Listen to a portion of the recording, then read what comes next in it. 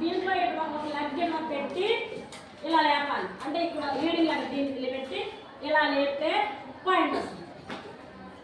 ఇది bonus line, ఇది end line. మనకి డిపెండర్ ఉంటాడు, అంటే లోపల పట్టుకుంటాం కదా, అప్పుడు వేస్తాడు ఇతను ఇక్కడ ఈ లైన్ పెట్టడం కదా, అతను అప్పుడు అవుట్ అయిపోతాడు. అర్థమవుతుందా? ఆటోమేటిక్ పాయింట్ ఎవరికి వెళ్ళిపోద్ది? అర్థం లేదు. ఈ లైన్ ఎప్పుడు కూడా మనం పోదికెళ్ళినప్పుడు దీన్ని టచ్ చేసి వెళ్ళకూడదు. చాలా మంది ఇలా ఇలా పెట్టి ఇలా వెళ్తారు. ఇది టచ్ చేస్తే రైడ్ అవుట్. అర్థమవుతుందా?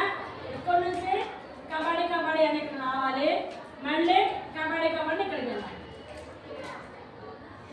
అది ఇది కబడ్డీలో. ఈ లాబీ ఎప్పుడు ఉపయోగపడుద్ది అంటే మనకి స్ట్రగుల్. ఒక మనిషిని మనం పట్టుకున్నప్పుడు ఏం చేస్తాం, అదే దీంట్లోకి వెళ్ళిపోతాం, అప్పుడు ఇది ఉపయోగపడుతుంది.